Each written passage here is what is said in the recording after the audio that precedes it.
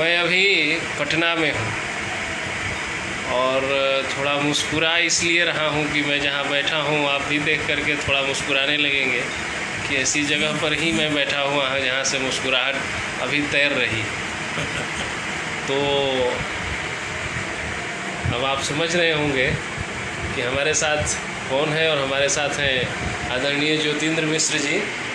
और हम दोपहर के वक्त ऐसे समय पर इनके पास आए हैं जब ये अपनी दोहावली लिख रहे हैं। तो दोहावली इनके हाथों में है और ये उसको लिखा जा रहा है। मैं वो भी दिखा दे रहा हूँ, टेबल पर रखी हुई है किताब, और वहाँ जो रफ लिखा जा रहा है वो देखिए आप।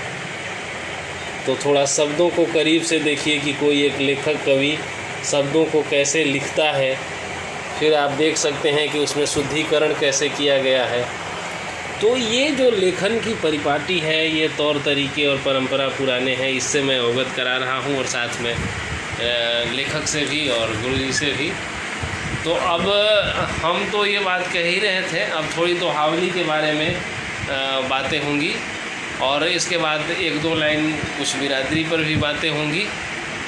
तो मैं आग्रह करूँगा कि आदरणीय ज्योतिन्द्र मिश्र जी से कि वे रूबरू हूँ आप लोगों से।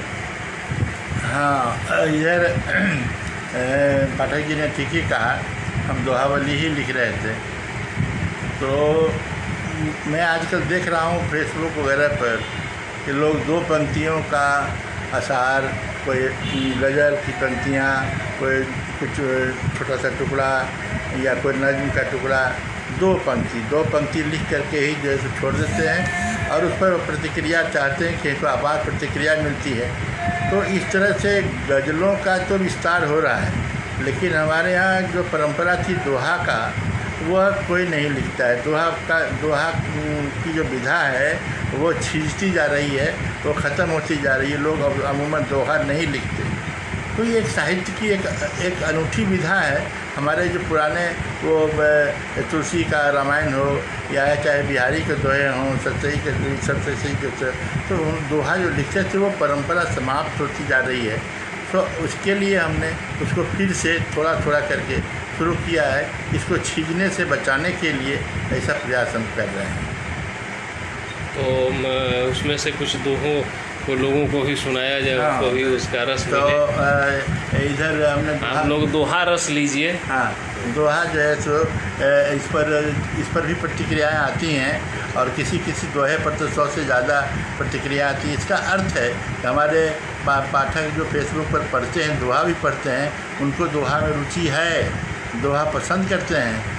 किसी दोहे का तो लाइक 150 तक गया, 140 तक गया, 150 तक गया। तो इसका मतलब है कि पाठकों को, पढ़ने वाले को दोहा की समझ अभी तक बरकरार है। अगर हम उसको थोड़ा सा इम्प्रूव करेंगे तो ये दोहा भी हमारे सनातन जो लेखन है वह जीवित रहेगा। अब देखिए दोहा की, अब पाठक जी के अनुरोध पर सुनिए कि पीली चूनर 100, पीली चूनर 100 ओढ़े संत बसंत। पीली चूनर 100 ओढ़े संत बसंत, इक ढूंढे बैराग रस, दूजा रागी कंत।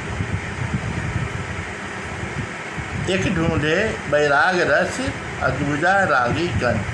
तो बसंत का रंग पीला होता है, वो संत भी ओढ़े हुए हैं, बसंत भी ओढ़े हुए हैं, लेकिन दोनों की मनस्थिति जो है, एक बैराग रस ढूंढ रहा है और दूसरा राग ढूंढ रहा है, रागी कंत। ये दोहा में सूक्ष्म शब्दों का दोहन किया जाता है, वही दोहा है। बहुत सूक्ष्म दोहन होता है उसका। ऊपरी तौर पर वो आपको दिखाई नहीं देगा, लेकिन अंतर उसका जो भीतर का जो है वो दोहा, वही दोहन, शब्दों का दोहन होता है।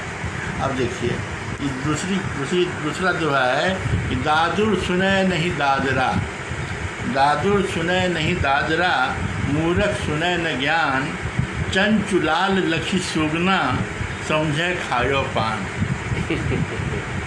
संचुलाल लखी सुगना समझे खायो पान। अब देखिए ये भ्रम होता है सुग्गा को कि उसका चोंच लाल है तो संभवतः पान खाए हुए है।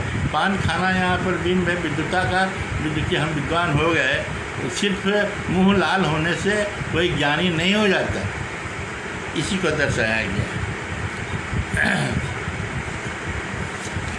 एक है कि जब जीवन कटु होत है, जब जीवन कटु होत है, मुखसो निकसत राम, तासो मिर्ची खाए के तोता बोलत राम।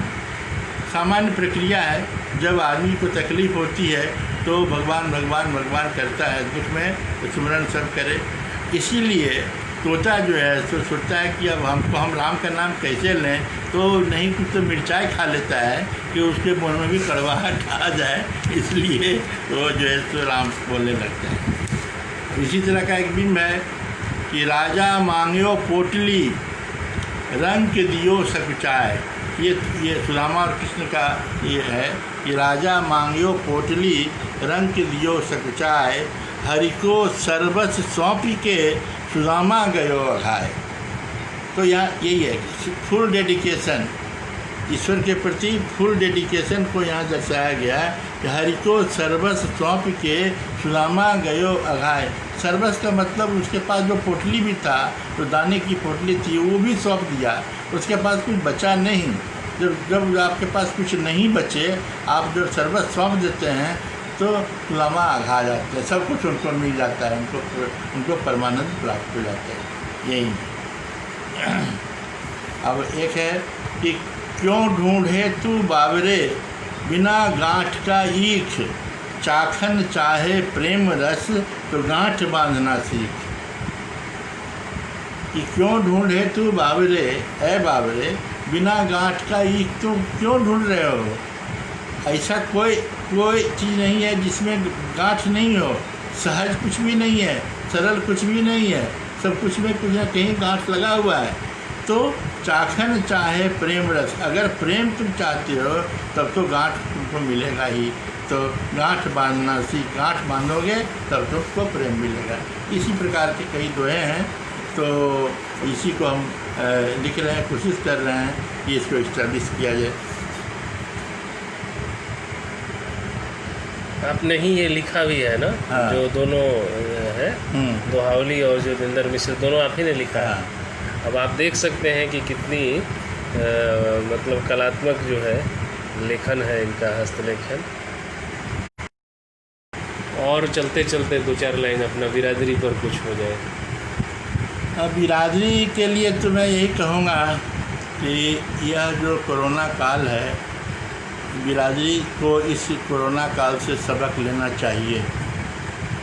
देश दुनिया की परिस्थिति जो 24 मार्च के पहले थी, मेरा विश्वास है, पक्का विश्वास है कि 24 तारीख के पहले वाली स्थिति अब इस देश में कभी आने वाली नहीं है।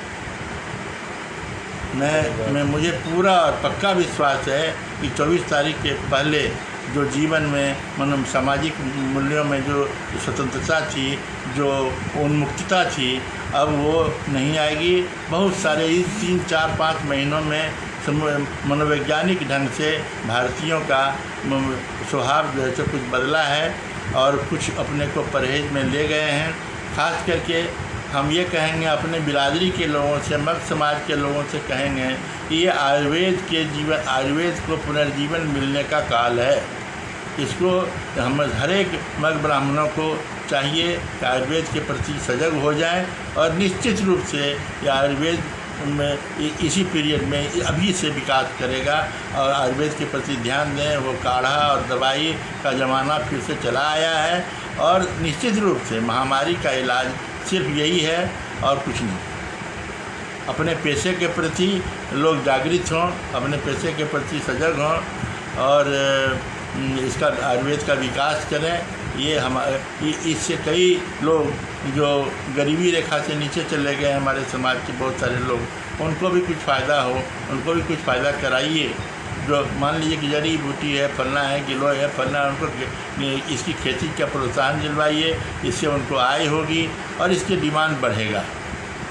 तो ये थे आदरणीय ज्योतिन्द्र मिश्र जी, जिन्होंने कई बातें कही हैं। तो आयुर्वेद का विकास तो एक बार में होगा नहीं। सबसे पहले तो हम और आप आयुर्वेद और वनस्पतियों को पहचानें, कौन सी वनस्पति क्या है, उसके फ़ायदे क्या हैं। छोटे छोटे घरेलू वनस्पतियों से फिर शुरू करके बड़ी बड़ी चीज़ें सीखें और निश्चित तौर पर इसको ये अभी दिलचस्प शिक्षण के रूप में ही लें। इसके फ़ायदे तो निश्चित तौर पर आएंगे और ये आज के तारीख में ज़रूरी भी इन्होंने बताया है। बहुत बहुत धन्यवाद। फिर मिलेंगे, फिर बातें होंगी।